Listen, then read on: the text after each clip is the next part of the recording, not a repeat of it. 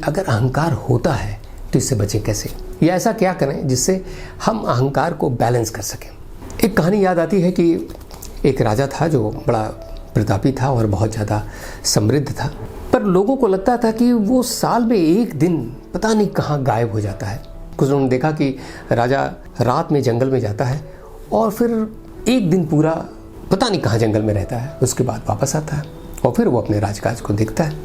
बहुत मुश्किल से मंत्रियों ने सोचा कि यार क्या बात है, महाराज यहाँ एक दिन गायब हो जाते हैं, क्यों गायब हो जाते हैं, कहाँ चले जाते हैं, क्या करते हैं। तो उन्होंने उनका पीछा किया और एक दिन महाराज पकड़ में आ गए।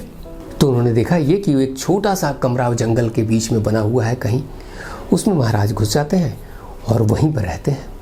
मंत्रियों ने एक दिन घेरा डाला और उन्हें वहाँ पकड़ लिया। तो देखा यह कि महाराज एक बहुत पुराना कपड़ा जो है वो पहने हुए हैं और पहन कर बैठे हुए हैं और सामने एक आईना है। मंत्रियों ने पूछा महाराज ये क्या करते हैं आप। उन्होंने कहा देखो ऐसा है कि ये इसलिए मैं ऐसा करता हूँ कि मैं अपने जीवन के उस पुराने दिनों को भूलना नहीं चाहता जहाँ से उठकर आज मैं यहाँ तक पहुँचा हूँ, और इसी वजह से ये जो वैभव और इतना ऐश्वर्य मुझे दिखाई देता है, जब मैं इसके साथ कंपैरिजन करता हूँ, कंपैरिजन यहाँ भी किया जा रहा है, इसके साथ जब कंपैरिजन करता हूँ तो मैं इस जीवन के प्रति, इस समाज के प्रति, इस देश के प्रति और भाग्य के प्रति और ईश्वर के प्रति बहुत कृतज्ञ महसूस करता हूँ कि मैं कहाँ था और कहाँ से कहाँ पहुँचा हूँ। इसलिए मेरे अंदर अहंकार नहीं आने पाता। तो दोस्तों एक चीज़ तो ये है कि आप अपनी पिछली चीज़ों को या जो कुछ भी आपके समाज में है या जैसे भी आप गुजरे हैं उन सब चीज़ों को भी ज़रूर याद रखें। दूसरा ये है कि जब आप बहुत बढ़ते क्रम में हो तो कॉन्शियस कीपर बहुत रखना चाहिए। होता यह कि जैसे जैसे आदमी बढ़ता जाता है उसके पुराने दोस्त छूटते जाते हैं और नए नए लोगों से संबंध बनता रहता है। उसमें बहुत सारे लोग ऐसे भी होते हैं जो अपने स्वार्थ के लिए आपका इस्तेमाल करने की कोशिश करते हैं और ये समाज का नियम ऐसा होगा भी, इससे आप बच नहीं सकते। तो उसमें कुछ लोग ऐसे ज़रूर होने चाहिए जिनको आप कॉन्शियस कीपर के रूप में इस्तेमाल कर सकें। मसलन ये कि जब भी कहीं आप डगमगा रहे हो, कोई ऐसी चीज़ हो, तो उन्हें इतना अधिकार होना चाहिए कि वो आपको सजग कर सकें, आपको सचेत कर सकें कि यहाँ कुछ गलत हो रहा है या ऐसा उचित नहीं हो रहा है। नेचुरली आप इतने बड़े हो जाएंगे तो आपको तो ये फील होगा कि कोई मुझे सलाह कैसे दे सकता है, मैं जो सोचता हूँ वो सब सही है, क्योंकि अब तक मैंने जो सोचा सब सही होगा, तो दूसरा ऐसे कैसे बता सकता है। लेकिन आप देखेंगे कि जीवन में जो बहुत बड़े बड़े लोग हैं वो ज़रूर कहीं गुप्त रूप से कॉन्शियस कीपर जरूर रखते हैं। तो ये एक फार्मूला हो सकता है कि जब आप बढ़ रहे हो तो कुछ ऐसे लोगों को अपने साथ शामिल करें जिनकी बातें सुन के आपको लेवल महसूस होता रहे अपना। तीसरा फार्मूला ये है कि अपनी उपलब्धियों में उन सारे लोगों को शामिल करें जिनका योगदान है। कोई भी व्यक्ति इस दुनिया में अकेले इतनी बड़ी, कितनी भी बड़ी उपलब्धि वो अकेले नहीं पा सकता। एक पूरा समूह, एक पूरी टीम, आप क्रिकेट खेलते हैं, आप वर्ल्ड चैंपियन बन सकते हैं, लेकिन पूरी टीम का योगदान होता है, उस पूरे समाज, इवन चीयर लीडर्स का जो चीयर करते हैं आपको, वो पूरा समाज अगर मान लीजिए आपको बर्दाश्त ना करता हो कि भाई हम क्रिकेट नहीं देखेंगे, हम हॉकी नहीं देखेंगे, तो आप निराश हो जाएंगे। आप किसके लिए खेल रहे हैं, तो आपकी ये मुश्किल होगी।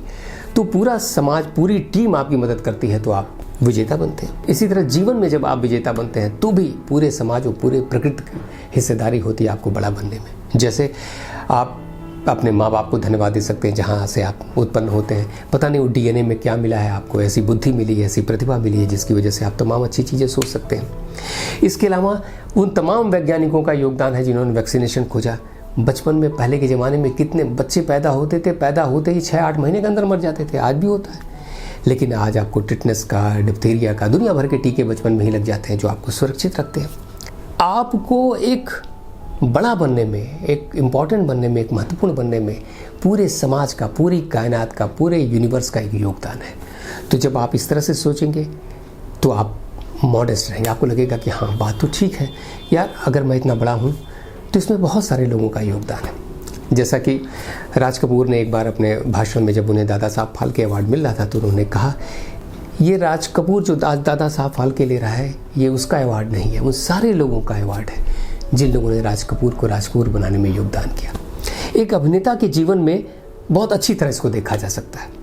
अभिनेता एक सुदर्शन व्यक्ति है जो स्टेज पर खड़ा होता है, लेकिन उसको इम्पोर्टेंट बनाने में किसका किसका योगदान है। उसके मेकअप मैन का योगदान है, उस कैमरे का योगदान है, उस डायरेक्टर का योगदान है, जो उस कहानीकार का योगदान है जो वो कहानी लेके आता है, वो डायलॉग राइटर का योगदान है जिसके डायलॉग पर जब अभिनेता बोलता है तो तालियां बजती हैं। तो उस अभिनेता को महत्वपूर्ण बनाने में इतने सारे लोगों का योगदान है और अगर अभिनेता अहंकार में कहता कि बहुत मैं महान हूँ, तो आप उस पर हंसे बिना कैसे रह सकते हैं। इसीलिए शायद गुजरे दौर के महान अभिनेता दिलीप कुमार ने एक बार कहा था कि मैं अपने साये से बहुत छोटा व्यक्ति हूँ। साये मतलब वो जो स्क्रीन पर दिखता है, उससे मैं बहुत छोटा हूँ। ये उनकी विनम्रता है, मॉडेस्टी है, और शायद इसीलिए वो इतने अच्छे अभिनेता हो सके कि वो इस पहलू को समझते रहे। इस कंपैरिजन के क्षेत्र में वो बात जो कही गई है कि जब आप अपने से पीछे के लोगों को देखते हैं तो आप ऐसे भी ग्रेटिट्यूड से भी भर सकते हैं, आप संतोष का भी अनुभव कर सकते हैं।